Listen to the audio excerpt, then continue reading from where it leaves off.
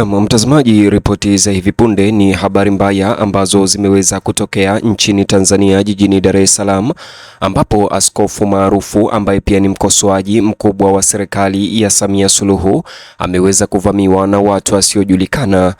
Bonyeza alama like kisha bonyeza neno subscribe na alama ya kengele chini ya video hii kabla ni kutaarifu ripoti hizi kuhusiana na uvamizi huu wa askofu huyu mkosoaji wa serikali kwa kina na kwa undani zaidi.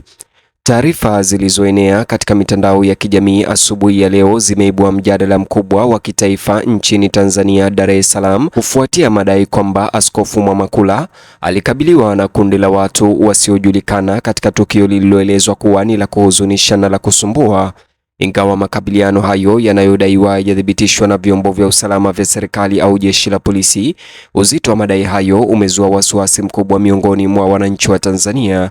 Wachambuzi wa masuala ya kisiasa na viongozi wa kidini kote nchini wameweza kuingiwa na hofu kuhusiana na tukio hili. Kulingana na simulizi zinazosambazwa mtandaoni kuanzia siku ya jana, inasemekana Askofu Mwamakula alifikiwa na kundi la watu waliovalia kirahisi ama waliovalia kiraia ambao walisitiza kuwa walihitaji kuzungumza na askofu huyo kwa dharura.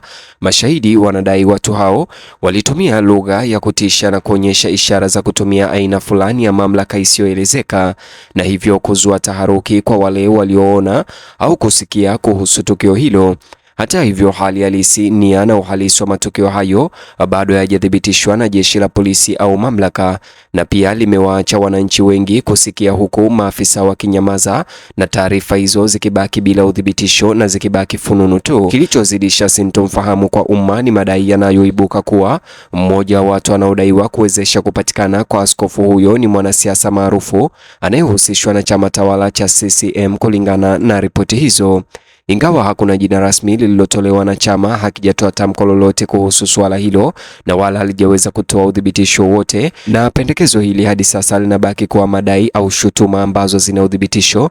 Pendekezo hilo pekee pia limeongeza mvutano wa kisiasa. Wananchi mitandaoni wameeleza hofu yao kuwa huenda matukio yanayowahusisha watu wa dini yanaingia katika hatua mpya hatari, hasa wakati huu ambao tayari nchi inakumbwa na mijadala nyeti ya kisiasa. Wachambuzi wa masuala ya usalama wanaonya kuwa bado ni mapema mno kuhusisha tukio hilo linalodaiwa kuwa na msukumo wa kisiasa bila uchunguzi wa kina na uhuru. Hata hivyo, wanabainisha kuwa Tanzania imeshuhudia kesi za mara kwa mara zinazohusisha watu wanaoitwa washambuliaji wasiojulikana, hali ambayo imepunguza imani ya wananchi polepole kwa taasisi za usalama. Ukosefu wa udhibitisho rasmi, wanahoji, unazidisha uvumi na kuongeza kutoaminiana miongoni mwa raia.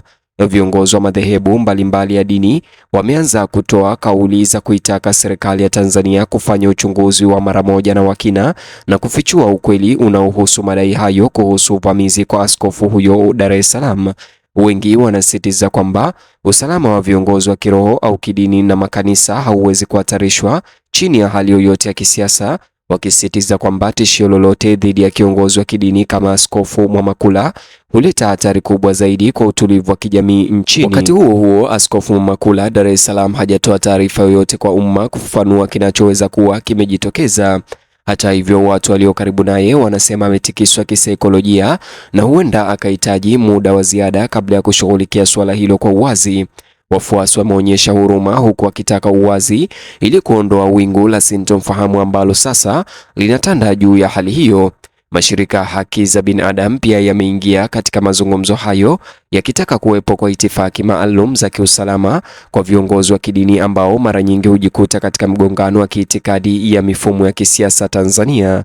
Kulingana na makundi haya, udhaifu wa viongozi hao umeongezeka katika miaka hivi karibuni Tanzania, huku mivutano ya kisiasa ikiongezeka na watendaji wenye maslahi tofauti kujaribu kushawishi au kutisha sauti wanazoziona kuwa zisizofaa au zinazokosoa serikali.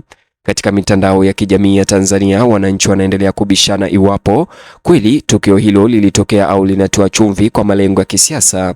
Sasa hivi wafuasi wengi wa CCM na wafuasi ambao ni mashabiki wa serikali ya CCM wameweza kukosoa vikali shutuma hizo, wakiziita za uongo, huku wafuasi wa Mwamakula na wakosoaji wa serikali wakiziunga mkono. Watumiaji wengine wanasisitiza kuwa hadithi ama taarifa hizi zinaonyesha mtindo ambao wamezingatia kwa miaka mingi, huku wengine wakionya dhidi ya kukimbilia hitimisho ama maamuzi bila ushahidi wa kutosha unaoweza kuthibitishwa kuhusiana na ripoti hizo za uvamizi. Bado hali ya kihisia ya mijadala mtandaoni inaonyesha jinsi madai hayo yamegusa umma.